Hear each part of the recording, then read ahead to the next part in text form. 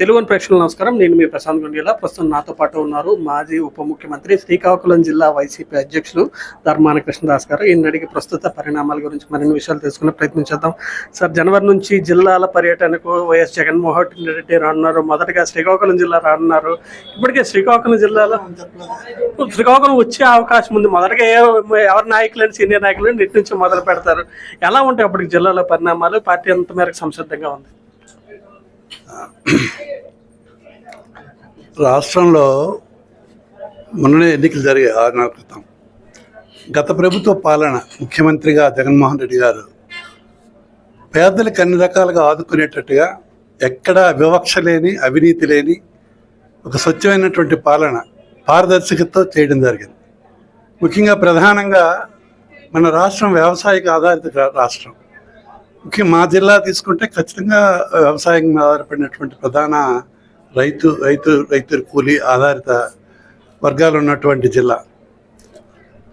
మరి ముఖ్యమంత్రి ఆలోచన కూడా పేదలకు అన్నింటా ప్రభుత్వం అండగా ఉండాలి, పార్టీలుగా అన్న దృష్టి లేకుండా పార్టీ రహితంగా సంక్షేమం అంది పేదలకు అందాలన్న లక్ష్యంతో ముఖ్యమంత్రిగా జగన్మోహన్ రెడ్డి గారు పాలన చేయారు. మొట్టమొదటే ఆయన ప్రమాణ స్వీకారం చేసినప్పుడు చెప్పారు, ఈ ప్రభుత్వం ఒక ట్రాన్స్పరెంట్ మోడ్లో ప్రజలకు నేరుగా సహాయం చేస్తుంది, ఎక్కడ అవినీతి లేనటువంటి పాలన చేయాలన్నటువంటి లక్ష్యంతో మరి ఆ రోజు అతని కార్యక్రమాలు రూపొందించడం, విద్యలో కానీ, వైద్యంలో కానీ, వ్యవసాయంలో కానీ, ఇతర సంక్షేమాలు కానీ ఎక్కడ కూడా చక్కనైనటువంటి పాలన ఇచ్చామని మేము అనుకుంటున్నాం. అయితే ఈవేళ ప్రజలు మరి ఎందుకు మీకు తిరస్కరించారు, అంత బాగా చేస్తారని మీరు సహజంగానే ప్రశ్న వస్తుంది. మేము చేసే విధానంలో ముఖ్యమంత్రి గారి ఆలోచన, పేదవాడికి నేరుగా సహాయం మనం చేయగలిగితే ప్రభుత్వం పట్ల వాళ్ళకి కృతజ్ఞత ఉంటుంది. ఖచ్చితంగా సహాయం చేసిన వాడికి మర్చిపోకుండా ఆదుకుంటారన్న లక్ష్యంతో ఆయన ఎక్కడ కార్యకర్తల ప్రమేయం లేకుండా డైరెక్ట్గా బెనిఫిట్ అక్కడ అతను బటన్ నొక్కితే ఇక్కడ వీళ్ళ అకౌంట్లో పడే విధంగా ప్రయోజనాలు చేయడం జరిగింది. ప్రజలన్నాళ్ళు సహజంగానే మనిషి అన్నాడు ఆశాజీవి. ఆశ తప్పు కాదు, ఆశ ఉండాలి. ప్రతి ఒక్కడికి, నాకు ఆశ ఉంది, ప్రతి ఒక్కడికి ఉంటుంది. అత్యాశ తప్పు. గతంలో చంద్రబాబు నాయుడు గారు 2014 అనేక అబద్ధాలు ఆడి అధికారంకి వచ్చిన తర్వాత అవి అమలు చేయలేక అతను వైఫల్యం చెంది మరి మరలా జగన్మోహన్ రెడ్డి 151 స్థానాలతో అత్యధిక మెజార్టీతో గెలవడం జరిగింది. మరి ఈవేళ ఆయన మళ్ళీ ఎన్నికల మేనిఫెస్టోలో మళ్ళీ మరోసారి పునరావృతం అయ్యాయి అతని తాలూకు హామీలన్నీ. మేము సూపర్ 6 అని చెప్పి 50 సంవత్సరాలకే old age pension, old age పేరు కానీ దాన్ని 50 సంవత్సరాలకి అతను ఇస్తామని చెప్పాడు. మరి మేము ఇచ్చిన పెన్షన్ గతం నుంచి అతను 1000 రూపాయలు ఇస్తే 2000 మొదలుకొని 3000 వరకు తీసుకెళ్ళినటువంటి ప్రభుత్వం జగన్మోహన్ రెడ్డి గారి ప్రభుత్వం. మరి దానిని 4000 చేసి గతంలో ఉన్న బకాయిలు కూడా 3 నెలలు ఇచ్చి 7000 రూపాయలు ఎన్నికైనా మరునాడే ఇస్తామన్నటువంటి మాట సహజంగానే పేదవాడికి ఆశ చేకూరుతుంది. తర్వాత ఏం జరుగుతుందో, ముందు 7000 వచ్చేస్తాయి కదా అన్నది దానికి ఎక్కువ అట్రాక్ట్ అయినారు. అలాగే 50 సంవత్సరాలు అంటే ఈ 10 సంవత్సరాలు, గత 65 ఉంటే మా నాయకుడు 60 సంవత్సరాలు చేశాడు. మొత్తానికి దేనికి అట్రాక్ట్ అయ్యారు సార్? ప్రభుత్వం మారిపోయింది. రేపటి నుంచి ఏ ప్రస్తావించనున్నారు? మీరు సీనియర్ నేతగా ఉన్నారు. ఇప్పుడు ఖచ్చితంగా నేను చెప్తుంది అదే. ఏవైతే వారు మాటలు చెప్పి ఆచరణ చేయకుండా ఈవేళ ప్రభుత్వం అధికారంలో కొనసాగుతుందో అవన్నీ అమలు చేయమని చెప్తాం. మేము ఏవి వాళ్ళు చెప్పని మాటలు కూడా మేము అడగట్లా. ఎన్నికల ముందు ఏ వాగ్దానాలు అయితే మీరు చెప్పారో అవి తూచా తప్పకుండా ఆచరణ చేయండి అని మేము అడుగుతాం. ఆదరణ ఏ విధంగా ఉండబోతుంది సార్? 6 మాసాల గ్యాప్ తర్వాత ప్రత్యక్షంగా ప్రజల్లోకి వెళ్ళే ప్రయత్నం చేస్తున్నారు. ప్రజల ఆదరణ ఏ విధంగా ఉంటుందని మీరు భావిస్తారు? ప్రజలు ఇప్పుడు వాళ్ళు భయభ్రాంతులు చేసే రాజకీయం ప్రశ్న నడుస్తుంది. ఎన్నిక కౌంటింగ్ అయిపోయిన రోజు నుంచే ప్రారంభించి వైఎస్ఆర్ పార్టీ శ్రేణుల మీద, నాయకుల మీద, కార్యకర్తల మీద దాడులు అత్యంత దారుణంగా మరి చేయడం జరుగుతుంది. దానికి ఇప్పుడు అధికారంలో వాళ్ళు ఉన్నారు కనుక కొంతకాలం టైం ఇస్తారు ప్రజలు కూడా. మా కార్యకర్తలు అయితే మేము ఎప్పుడు పోరాటాలు మాకు అలవాటే.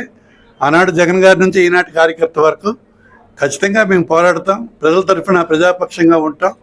భవిష్యత్తులో మరి ప్రజల ఆదరణ తీసుకొని మళ్ళీ ఈ రాష్ట్రంలో ముఖ్యమంత్రిగా జగన్మోహన్ రెడ్డి గారిని ఖచ్చితంగా జరుగుతుంది.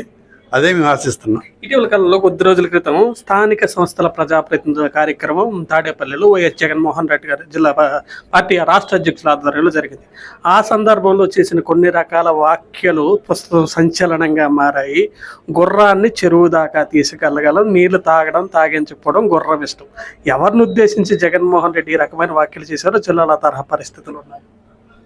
ప్రత్యేకంగా ఒకరిని ఉద్దేశించని కాదు, ఆ రకంగా ఎవరైనా మన మనసుని ఇప్పుడు మనం సహాయం చేసాం, సహాయం చేస్తే సహజంగానే మాకు కూడా అండగా ఉంటారని అనుకున్నాము.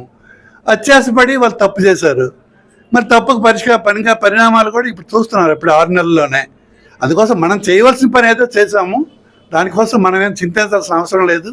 ఖచ్చితంగా ఇప్పుడు మళ్ళీ వాళ్ళైతే ఏవో చెప్పారు, ఆ చెప్పినవేమో చేస్తారని చూస్తున్నారు ప్రజలు. మరి వాళ్ళు ఇష్టం లేనివి చేసినా వీళ్ళు బలవంతంగా వాళ్ళు ఆపలేరు.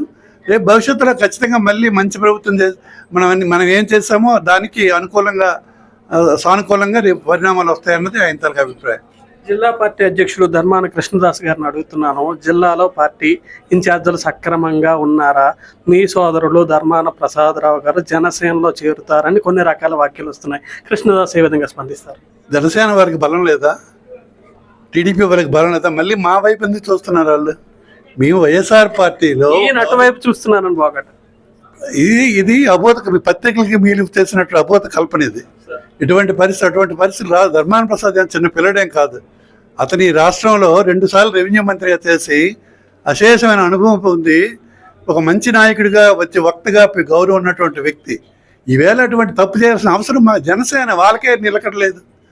వాళ్ళు 2 సార్లు గతంలో 2 ప్లేస్లో కూడా ఓడిపోయి మరి మోడీ సహాయం, తెలుగుదేశం సహాయం, ఈ జనసేనతో కలిసి ఉన్న కూటమి వల్ల అధికారంలోకి వచ్చారు.